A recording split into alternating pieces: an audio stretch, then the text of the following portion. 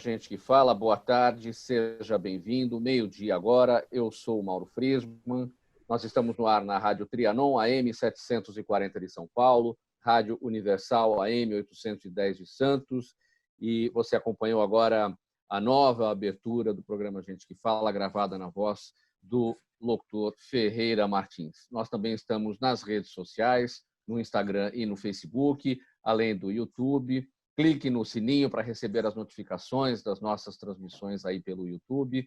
Ouça os nossos podcasts no blog gentequefala.com.br e interaja a partir de agora com o programa pelo WhatsApp 973350038, de novo 973350038, e também pelas redes sociais marcando a hashtag Programa Gente que Fala.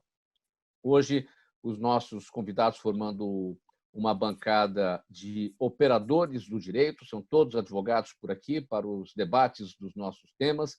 O primeiro aqui que eu apresento é o Dr. Kiyoshi Arada, especialista em direito tributário e direito financeiro, ex-procurador-chefe da Consultoria Jurídica de São Paulo. Dr. Kiyoshi Arada, tudo bem? Bom dia, Mauro, tudo bem. Seja bem-vindo mais uma vez ao nosso Gente que Fala. Também conosco o advogado Dr. José Maurício Conte, especialista em direito financeiro, professor associado da Faculdade de Direito da Universidade de São Paulo. Seja bem-vindo, Dr. Conte. Tudo bem por aí? Obrigado, uma satisfação, Mauro. É muito bom estar na presença aí dessas pessoas e poder colaborar com o programa Gente que Fala. Obrigado por aceitar o nosso convite, a satisfação é toda nossa. Passando aqui para nossa próxima apresentação, doutor Marcelo Campos, advogado, doutor Marcelo Campos, professor universitário, presidente da Academia Brasileira de Direito Tributário, a ABDT. Doutor Marcelo, tudo bem? Seja bem-vindo. Tudo ótimo, boa tarde, prazer estar aqui com vocês. Vamos lá ao nosso primeiro tema para as nossas análises, para o debate aqui dos nossos operadores do direito nessa edição do programa Gente que Fala. Eu vou abrir o texto aqui com aspas. É o grande salto para trás, fecha aspas, diz o Banco Mundial, pois o Produto Interno Bruto Global deverá ter uma contração de 5,2% em 2020. Nunca houve tantos países simultaneamente em recessão desde 1870. De acordo com o Banco Mundial, a recessão nos países pobres e emergentes será menor, em torno de 2,5%, contra 7% nos países desenvolvidos. Mas a crise nessas economias, nas emergentes, será mais difícil de combater devido à falta de recursos e à fraca capacidade administrativa de distribuição de ajuda, como o seguro-desemprego, é a análise feita pelo Banco Mundial. Doutor Kiyoshi Arada, sua avaliação em relação a essa expectativa, esses números, um número menor para os países emergentes, um número maior, avaliação sobre esses números? Bom, como há um isolamento social horizontalizado por um longo período, evidentemente os países de economia mais forte, que são os países desenvolvidos, que têm um PIB elevado, sofrem maior impacto dessa pandemia. É o caso, por exemplo, dos Estados Unidos, é o caso, por exemplo, do Brasil. O Brasil soma-se, além desse fator, ser um país em desenvolvimento, não é? Tem outros fatores. É um país onde há muita improbidade administrativa, desvio de recursos públicos, há uma heterogeneidade de camadas sociais, pobres de um lado, ricos de outro, intermediários no meio, entendeu? E tudo isso dificulta uma política global homogênea. Cada região tem que ter um seu tratamento. Daí porque há incentivos regionais para buscar o equilíbrio das várias regiões do país. E também tem uma população de 111 milhões, isso também afeta enormemente o desenvolvimento como um todo, porque maior quantidade de pessoas requer maior demanda de serviços públicos. Não é? Então, por isso que está projetando, digamos, quase que 9% de PIB negativo para 2020. E eu acho que em 2021 também não vai haver uma recuperação tão rápida. Vai depender da capacidade do governo atual de implementar as reformas estruturais, tem que simplificar o sistema tributário, não fazendo uma reforma radical, como as duas PEC que estão em discussão, 45 e 110, que, em nome da simplicidade, estão complicando tudo. Então, precisa haver uma reforma no plano infraconstitucional, enxugar a legislação tributária, deixar transparente, deixar objetivo e simples, porque o custo burocrático quase empata com o custo financeiro da arrecadação tributária. Então, e depois precisa fazer uma reforma administrativa, Mauro, para enxugar o tamanho do Estado, que não cabe mais dentro do PIB. Não é?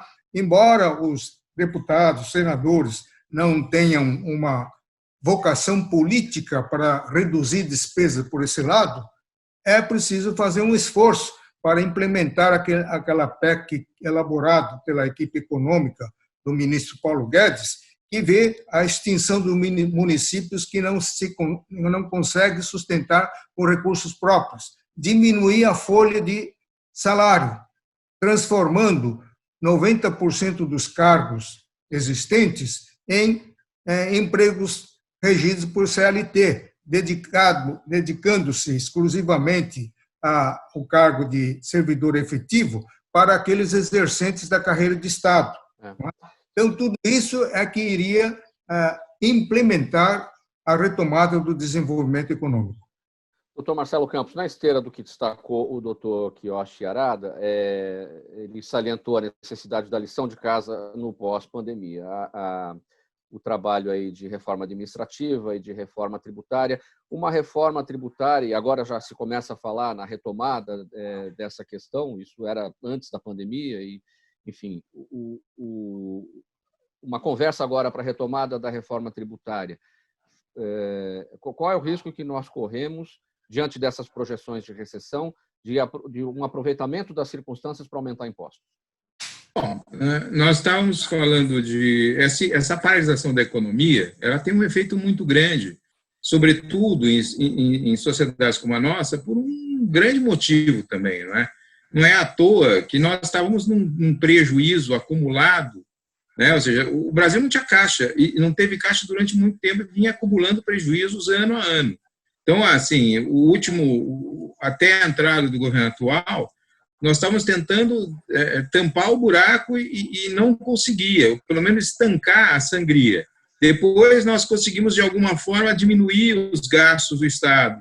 Mas, ainda assim, estamos em fase ainda para conseguir sobrar alguma coisa de dinheiro. Então, o que nós temos hoje é a necessidade para que nós tenhamos uma retomada, a participação do governo investindo pesado para que isso ocorra. O que não é possível, porque não tem dinheiro.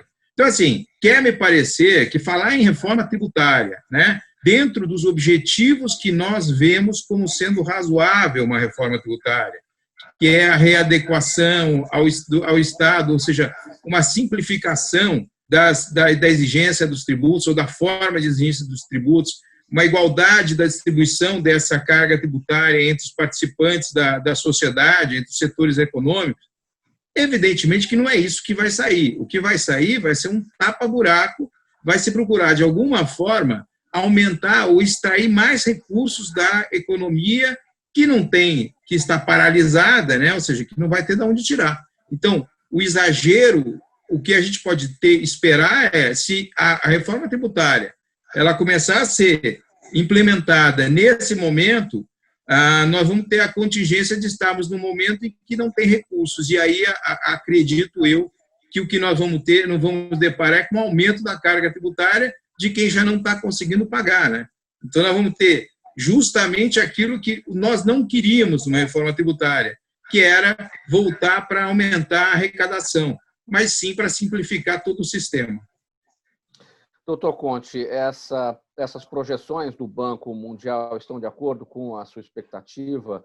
Uma situação mais difícil para nós, nós dos países emergentes, por conta da falta de recursos, fraca capacidade administrativa de distribuição de ajuda?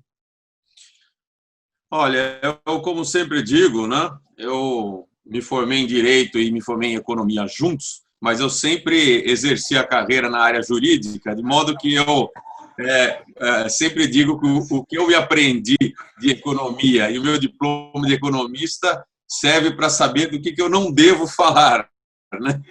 Então, com relação a essas questões de projeção, que são projeções essencialmente econômicas, o que se ouve falar é que é pelo menos 7%.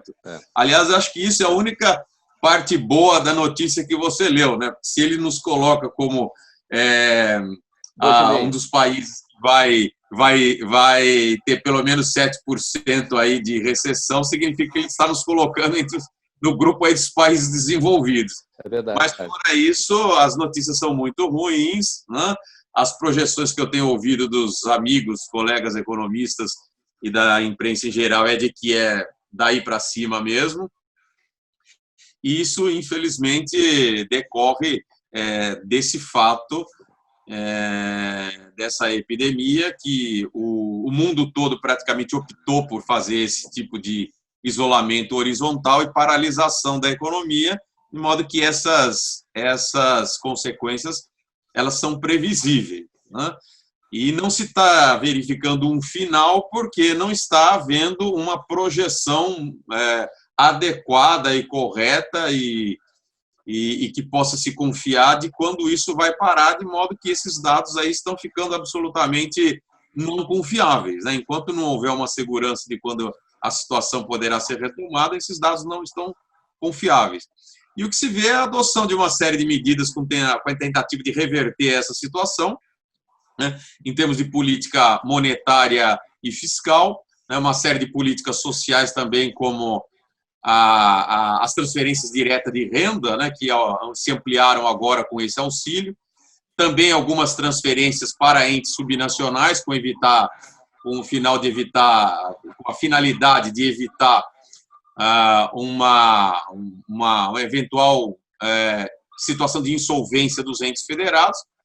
Mas o que vai determinar a possibilidade de resolver essa situação vai ser mesmo a retomada da economia. Então, em primeiro lugar, é preciso que se retome a economia, a situação volte ao normal e verificar qual vai ser a capacidade da economia de produzir e, com isso, se recuperar. Isto é meio difícil de trazer uma previsão, porque depende muito do que vai ocorrer, tanto na economia nacional quanto na economia do mundo como um todo, e também da forma como vai ser conduzido esse processo de retomada da economia, né?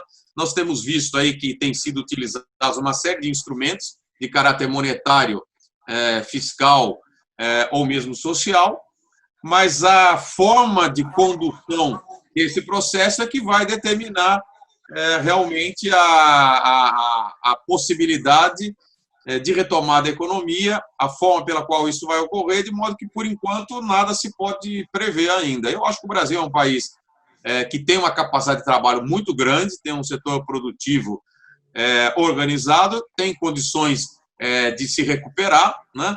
Tem todas as condições para isso, mas a imprevisibilidade é muito grande e não há muito como se fazer considerações mais densas a respeito disso. Agora eu quero, sim, apresentar o doutor Eduardo Marcial Ferreira Jardim, mais um operador do direito, mais um advogado aqui compondo a nossa bancada. Doutor Marcial, que é mestre e doutor em Direito do Estado, vice-presidente do Instituto Brasileiro de Estudos de Direito Administrativo, Financeiro e Tributário. Tudo bem, doutor Marcial? Bem, eu faço coro com os que me antecederam, especialmente o doutor Visconti, na medida em que esse patamar até desce de uma certa maneira. Poderia ser pior. Quero crer que esse futuro é imponderável. Algumas poucas medidas lúcidas são tomadas, como, por exemplo,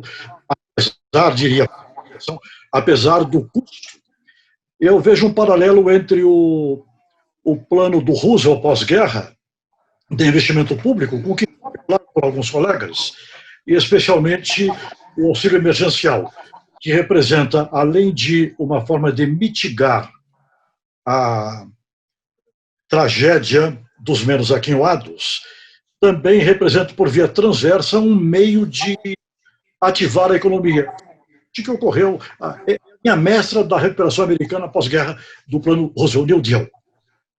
Todavia, eu gostaria de aproveitar a oportunidade e fazer um registro que não está afinado com um debate preponderante ou com um entendimento dominante no tangente à reforma tributária.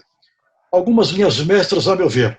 A primeira, o que vemos como tônica, independentemente de governo, de centro, de esquerda, de direita, qualquer que seja ele, o que há em comum é uma farra no gasto público e o repasse da conta para a sociedade, sobretudo tributando o consumo, na contramão da situação moderna, ao contrário do que se faz do primeiro mundo, países nórdicos, Alemanha, França, etc. Aqui, da arrecadação tributária, 70% aproximadamente recai sobre o consumo. E a sociedade não é informada dessa perversidade, não sabe o que está pagando. O que ela sabe é que ela não tem contrapartida, nenhuma, aliás. Ou a contrapartida é inexistente, ou ela é até rara. Não há nada, quer dizer, não há saúde pública, não há segurança, não há qualidade de vida. O IDH do Brasil é dos piores do mundo, e, cima de tudo, ele ficaria entre os 10 piores do mundo, certamente. Quer dizer, custa caro e não há contrapartida. E o Brasil é tão ruim a qualidade de vida que, de graça, eu diria, é caro. Bom, então, primeiro é cortar despesa. Uma previsão que eu fiz ao ensejo da Constituinte. A meu ver, não vai nada de paranormal e nada de extraordinário. Me parecia óbvio. É dizer, havia uma proposta que, lamentavelmente, prosperou. Eu apresentei até uma sugestão ao Celso Bastos, de saudosa memória, meu querido, e também ao Michel Temer, que depois tornou-se presidente político de PROL, no sentido de contrapor-se à proposta de ampliar o repasse de verbas da União para os fundos estaduais e municipais. Eu vou tentar abreviar, mas essa colocação me parece muito importante. A época era 27,5% o repasse da arrecadação de tributos federais, IR e IPI, da União em prol de estados e municípios. Já conseguiram aumentar o que hoje, a meu ver, seria a medida correta. Projeto do Rubens Gomes de Souza, que deu margem à instalação de um novo sistema tributário pela emenda 18 de 65. Muito bem. Esses 20% originalmente conseguiram aumentar para 27%. Na época da Constituinte, a minha proposta seria voltar a 20%. Mas, infelizmente, uma proposta leviana, demagógica, política e irresponsável propôs aumentar para 49% ou 50%, dobrou.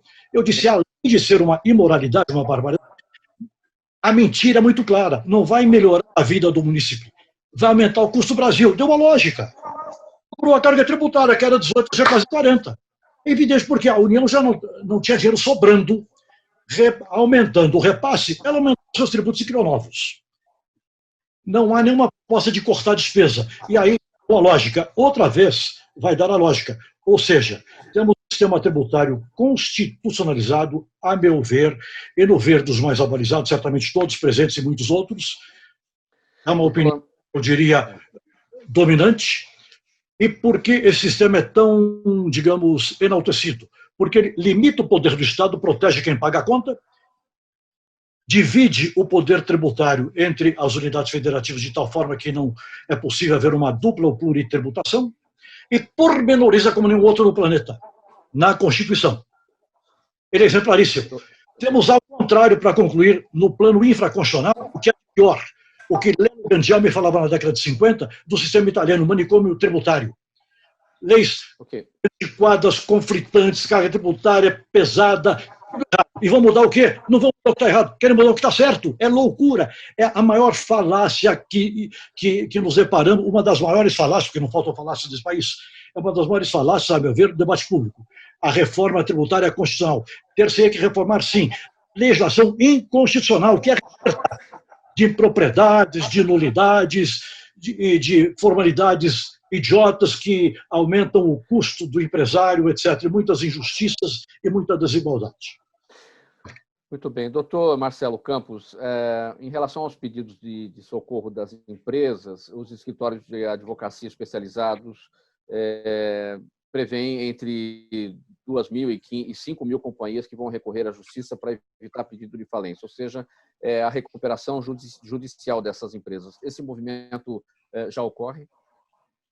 Ocorre. No escritório tem um contato de várias empresas que começaram a nos buscar justamente para ver isso. E o que acontece é muito fácil você prever que é um efeito dominó. eu não sei não se esses números estão corretos, eu acreditaria que até um pouco mais.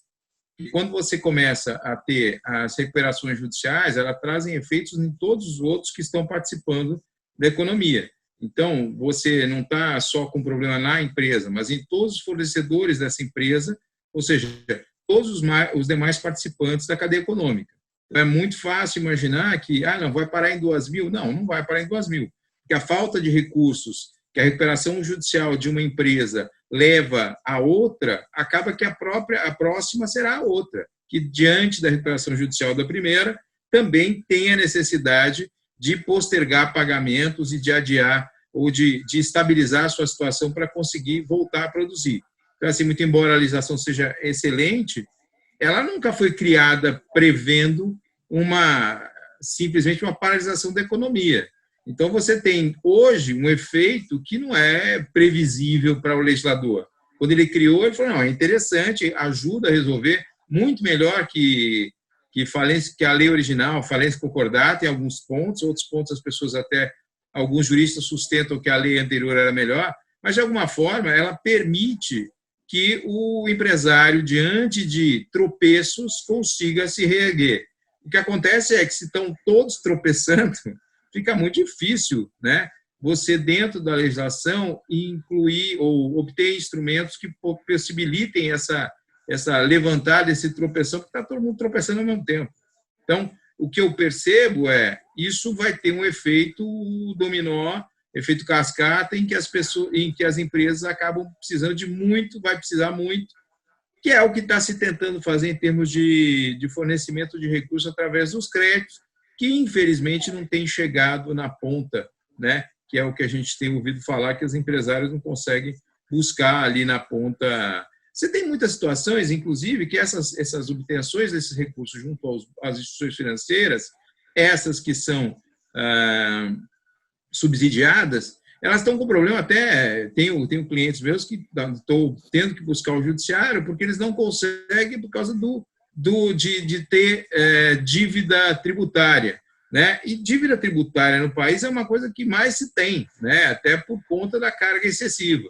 Então, como é que você consegue dar uma certidão positiva, né? Não, mas ele prorrogou. Mas é que essas pessoas já vinham de crises anteriores com dificuldade de se manter os tributos em dia. Então, eles já vinham com um passivo tributário, muitos estão discutindo em juízo, é o caso de um cliente meu, que ele está discutindo em juízo, só que ele, como ele não consegue apresentar a certidão negativa e aquilo está apontado no Serasa, ele não consegue obter o recurso junto à Caixa Econômica Federal. Ou seja, de que forma ele vai acertar a dívida dele se ele não tem recurso nem para sobreviver? Então, é muito cruel, né? E muito... Existe falta de sensibilidade, porque de estarmos diante de uma situação nunca antes alcançada. Ou seja, essa característica da situação atual precisa ser levada em consideração por todos os que participam da cadeia econômica. Ou seja, tem, de alguma forma, e o Estado, principalmente, reconhecer que ele não vai parar de pagar, ele não consegue nem pagar a folha de salário, quanto mais pagar o ISS, que está discutindo em juízo há tantos anos. Doutor Conte, diante desse desenho aqui do doutor Marcelo, qual é o caminho que você vê para esse que tem dificuldade para acertar suas dívidas, mas também não tem o dinheiro para sobreviver? Qual é o caminho que a gente pode enxergar para esses casos? O microfone está fechado, doutor. Então avisa, mas não adianta nada, a gente sempre esquece. A situação atual, como foi bem dito aí pelo Marcelo, praticamente adiro acho que quase tudo que ele disse, a solução é realmente a retomada de economia para poder fazer o país voltar a produzir e as circunstâncias voltarem ao normal.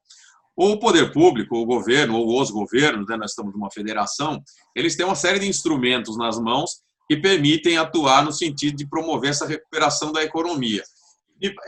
Entre eles estão, no âmbito aqui tributário e financeiro, por exemplo, a questão dos benefícios fiscais e creditícios, né?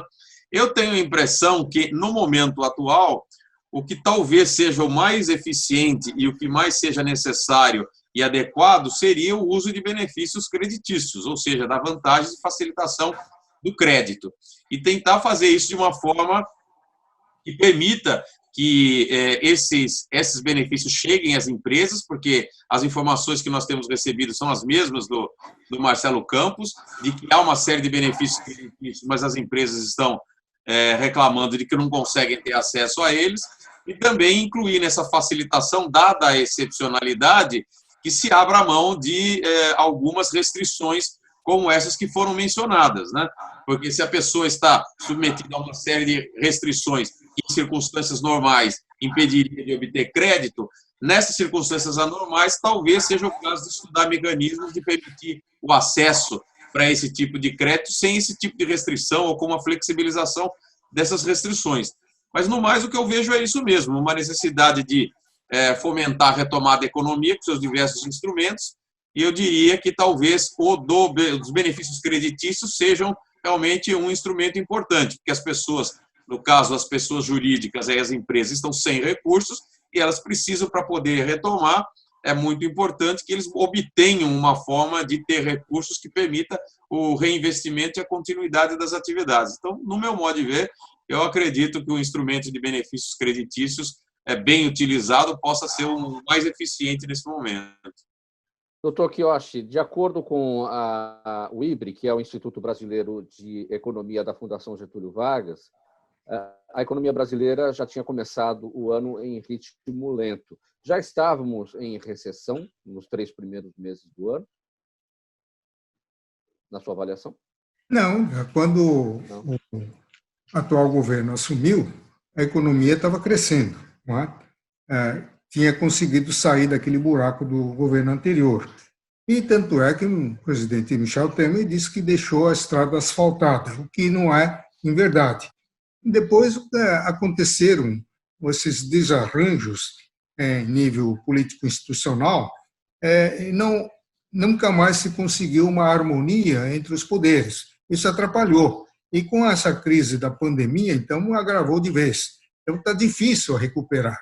Agora, estão fazendo várias propostas legislativas de benefício tributário, alguns já em vigor, outros a vigorarem no ano que vem, a partir de 21, e a moratória geral, tá?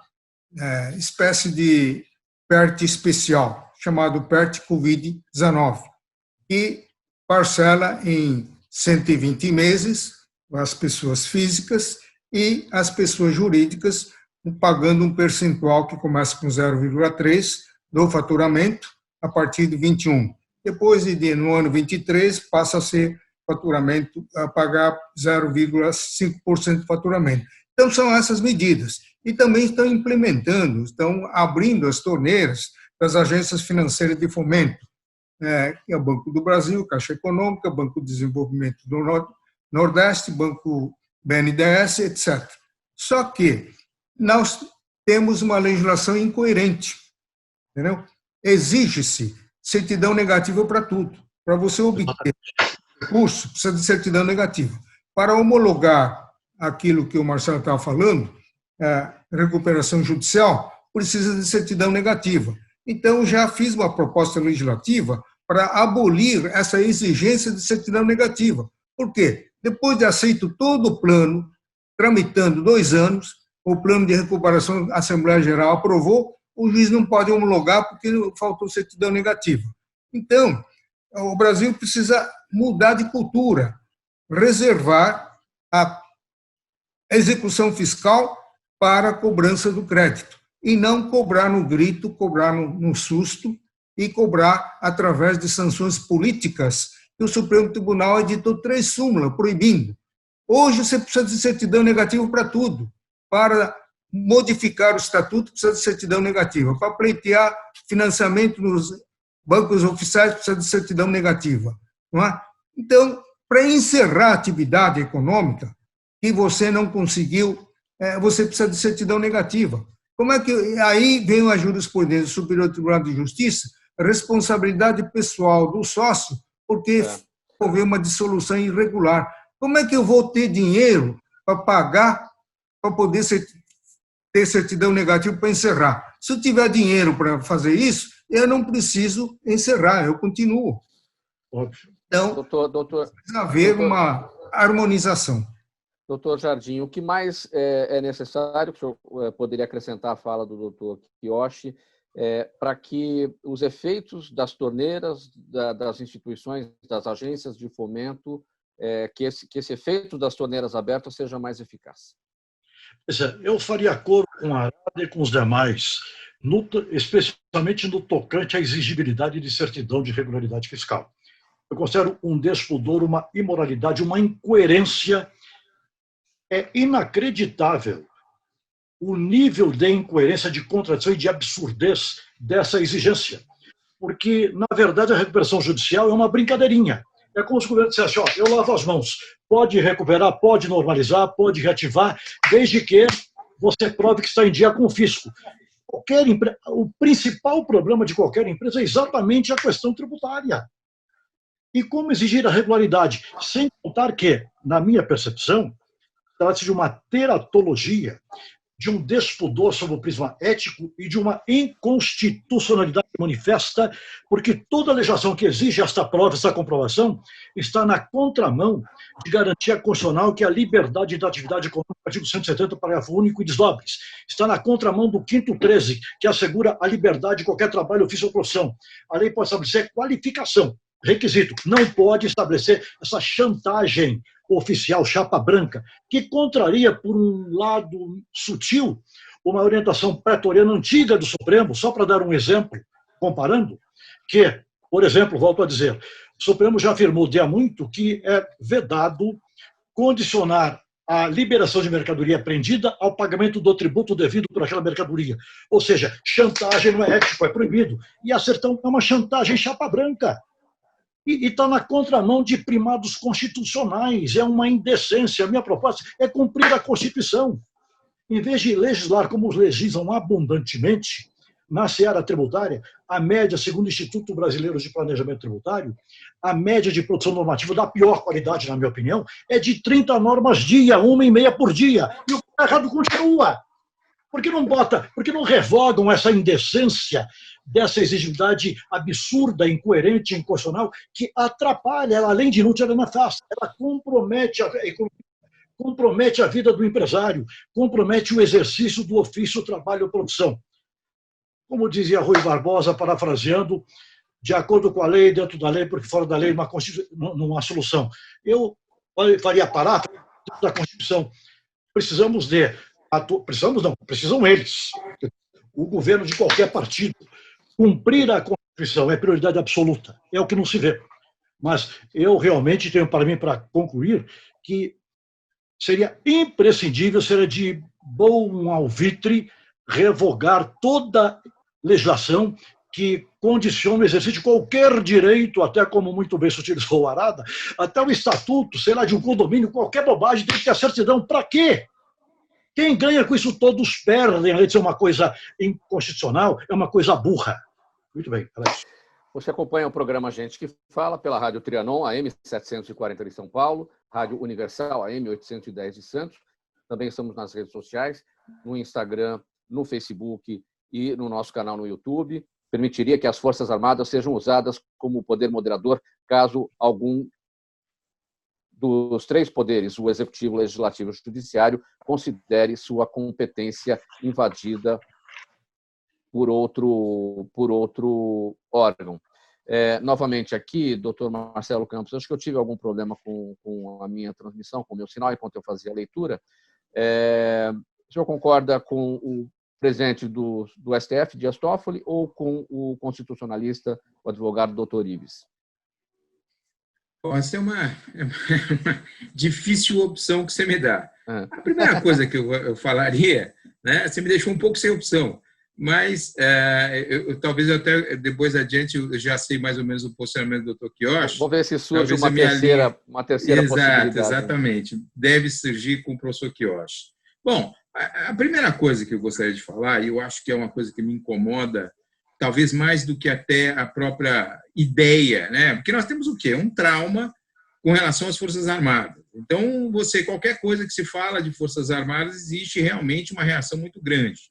Mas o que me incomoda antes disso mesmo é justamente a manifestação dos ministros do Supremo Tribunal Federal fora dos autos. né? Você tem esse posicionamento que, eventualmente, as Forças Armadas podem ser chamadas pelo Poder Executivo para garantir a lei e a ordem, e já existe uma manifestação prévia do ministro Toffoli acerca da matéria. E você também vai observar que outros ministros já se manifestaram a respeito, né? Ou o Supremo fala como instituição, ou essa posição é uma posição específica do Toffoli, ou essa posição ela diverge dos demais ministros. Então, essa questão que hoje parece que virou rotina e virou comum, ainda para mim começa a me incomodar, ou ainda me incomoda bastante, que é você ver ministro falando fora dos autos.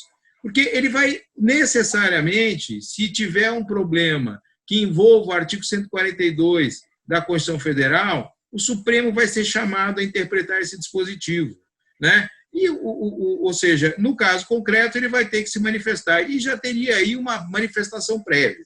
É claro que a sociedade como um todo, né, sobretudo uma sociedade da minha idade, ou da idade até de todos nós aqui que estamos participando, passou por situações em que as Forças Armadas eram um grande algoz da sociedade brasileira, que eles assumiram o poder e, por conta disso, toda vez que se fala da intervenção militar, ou intervenção das Forças Armadas, ela causa um espanto e uma preocupação generalizada.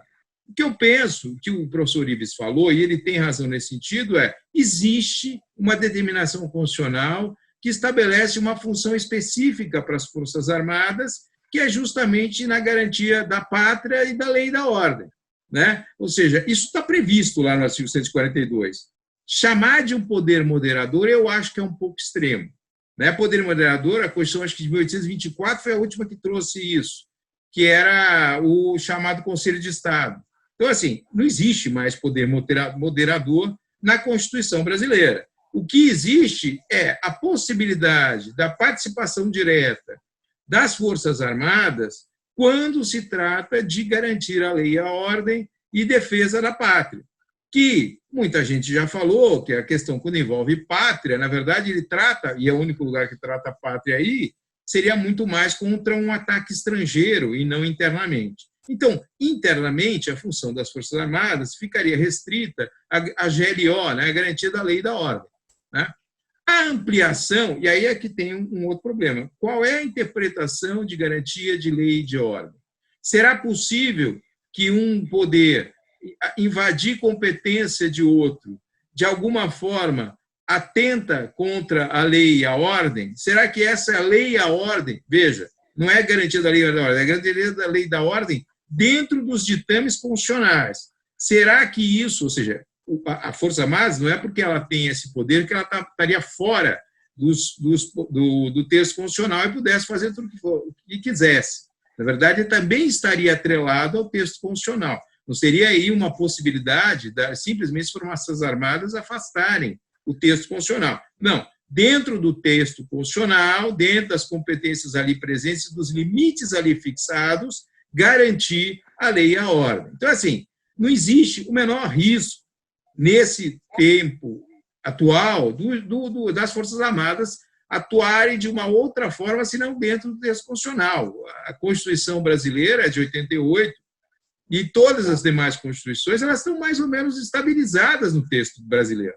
Então, a sociedade brasileira jamais vai admitir que uma invasão um arrobo das Forças Armadas em relação às garantias constitucionais. Então, o que eu diria para você hoje é o seguinte: basicamente, as Forças Armadas têm uma função específica, assim, que está prevista no artigo 142 do texto constitucional. Toda a previsão de atividade das Forças Armadas ela é dentro da Constituição e não fora dela. E dentro da Constituição, ela pode, a pedido de qualquer dos poderes, e não só do Poder Executivo, mas do Judiciário e do Legislativo também. Então, o presidente, o Rodrigo Maia, né, o Toffoli, eles podem pedir, e não só o Bolsonaro, eles podem pedir o auxílio das Forças Armadas quando você tiver aí quebra da lei e da ordem. A dificuldade, na verdade, é interpretar isso. Doutor Conte, quando a gente parte para esse debate, se Forças Armadas representam um poder moderador ou não, isso pode significar que estaria em xeque o sistema de freios e contrapesos, que justamente prevê que cada poder no seu lugar, com a sua competência, sem invadir a esfera do outro poder. Está em xeque esse sistema de freios e contrapesos quando a gente passa a discutir se as Forças Armadas servem como poder moderador ou não?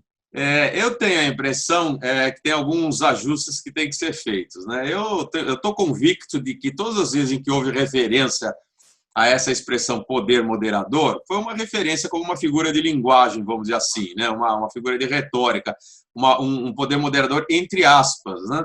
Já que não é exatamente isso que ocorre, uma vez que, como foi dito aqui pelo Marcelo Campos, praticamente de acordo com tudo que ele falou, vou só fazer um acréscimo, de que não temos vigente aí essa situação de poder moderador.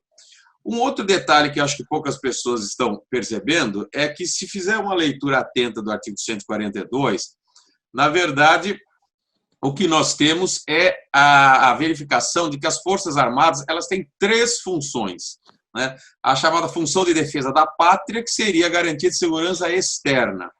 A última que está no artigo, que é a garantia da lei e da ordem, a GLO, que refere-se à garantia de segurança interna. Então, aí é para casos em que há realmente sublevação da ordem interna e haja necessidade de que se promova uma interferência pelas Forças Armadas, que tem a força mais significativa, uma vez que as forças de polícia, né, e de segurança não têm condições de conter os problemas causados. Então, aí, como está dito na Constituição, por iniciativa de qualquer dos poderes, havendo uma subversão da ordem, no caso de problemas de segurança interna, que não possam ser contidas pelos mecanismos já existentes de segurança interna, então pode ser chamado o auxílio das Forças Armadas. E existe aí, esse que é o problema, uma terceira função, que é a garantia dos poderes constitucionais, né? Que, inclusive, quando se vai estudar os textos, até tem a sigla GPC, né? Que é outro tipo de função das Forças Armadas. Como não houve uso e não se estudou o assunto, não se tem a exata dimensão e os exatos limites de como, quando e onde deve ser feito o uso dessa situação. Então, eu imagino que, havendo algum problema que envolva o fato de que algum dos poderes constitucionais esteja impedido de exercer as suas funções, e aí não especifica quais sejam as razões, né, mas que tornem necessário o uso das Forças Armadas, então elas poderiam intervir com a função de garantir que cada um dos 3 poderes, né, continue exercendo as suas funções. É uma forma de garantir que os 3 poderes exerçam as suas funções.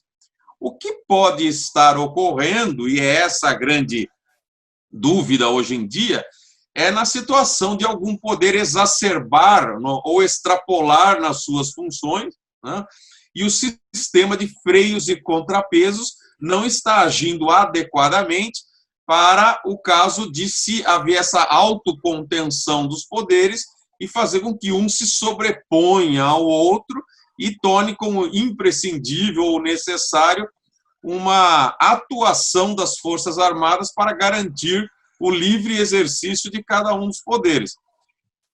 Eu tenho a impressão que isso não vai ocorrer, né? E não houve exemplos em que isso tenha ocorrido, né?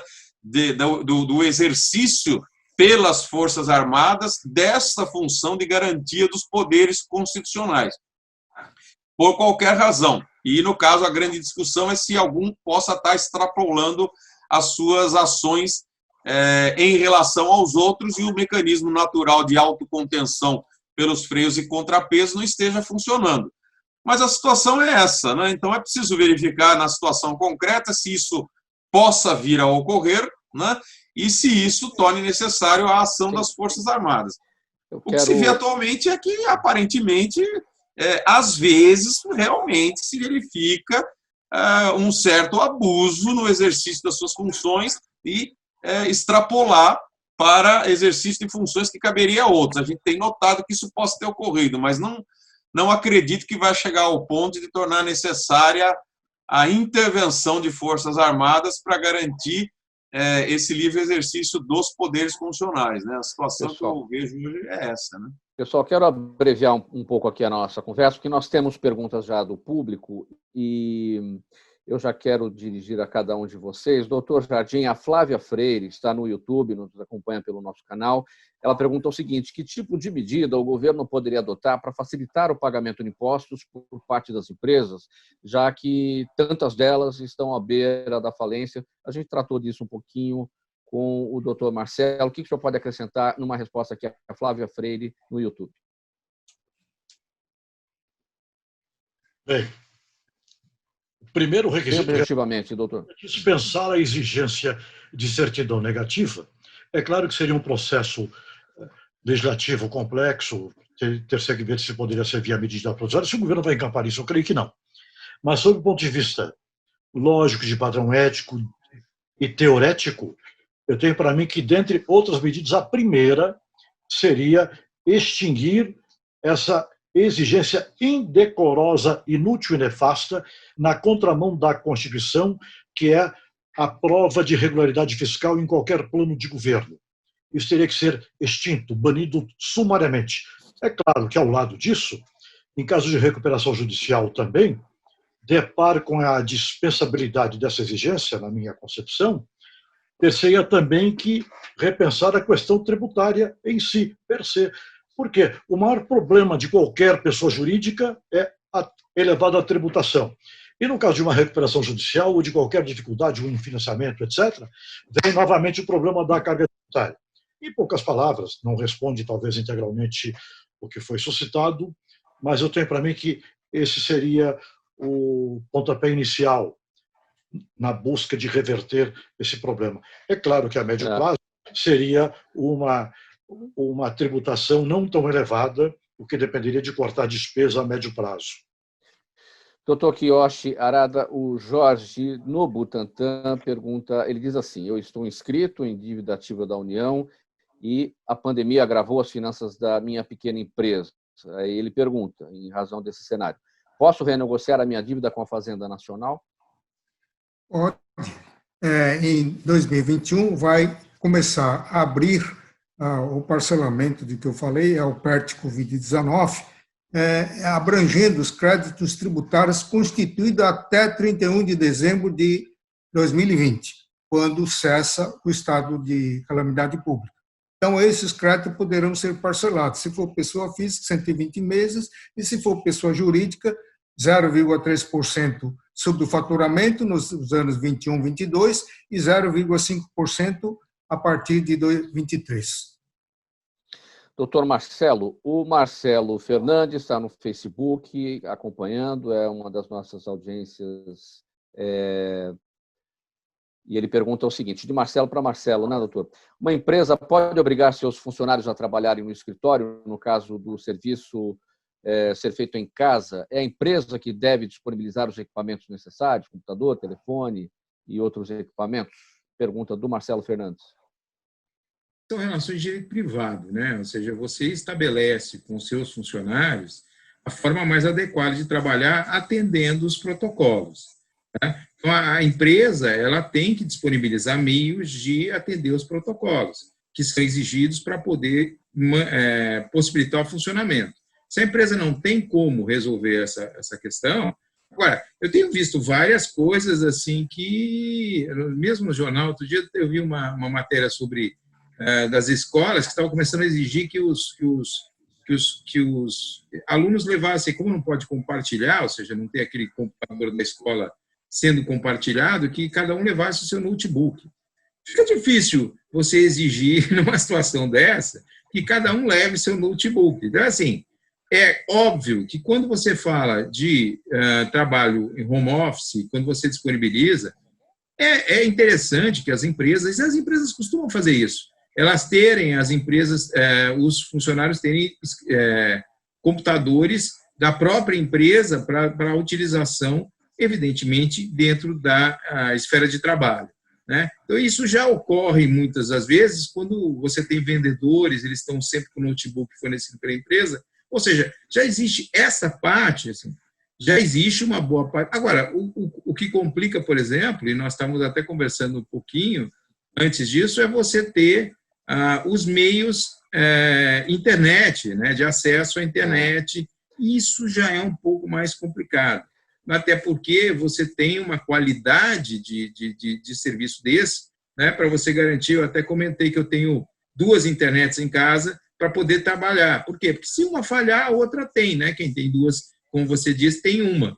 E aí, assim, esse tipo já começa a complicar um pouquinho, né? Eu acho que faz parte do todo. Se você vai querer exigir que ele trabalhe home office, evidentemente ele tem que ter meios para isso, né? Ele não pode ir arrumar um empréstimo no banco para comprar um notebook, etc, etc. Eu não tinha entendido muito bem aqui a primeira parte da pergunta do Marcelo. Agora sim, uma empresa pode obrigar seus funcionários a trabalharem no escritório, no caso do serviço poder ser feito em casa, ou seja, obrigar no escritório, uma vez que esse serviço poderia ser feito em home office?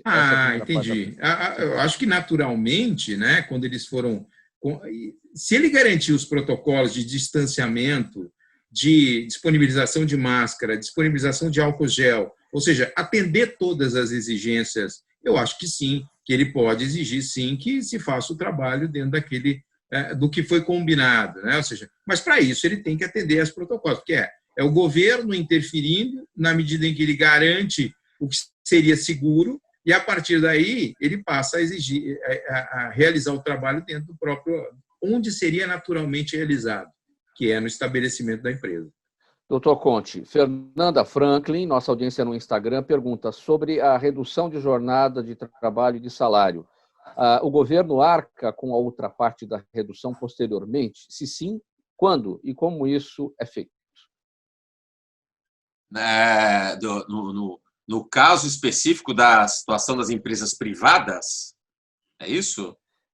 Eu acredito que ela se refere às empresas privadas. Se o governo arca com a outra parte da redução num período posterior, ou seja, a redução do salário naquela fase inicial, se o governo banca isso posteriormente, ela deve estar se referindo à empresa privada.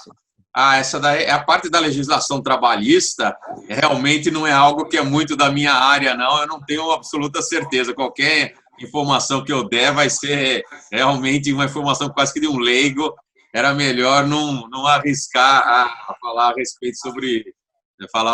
respeito desse assunto, não. Eu acho que daí eu prefiro ficar devendo do que falar alguma incorreção. Quem que tem alguma informação mais precisa para a gente tentar ajudar aqui a Fernanda no questionamento dela? Doutor Kiyoshi. Mauro, a medida provisória prevê a celebração de acordo, redução da jornada de trabalho 25%, 50% e 75%, facultando o empregador e empregado também celebrar um acordo para complementar aquilo que o governo não cobrir. O governo cobra o quê?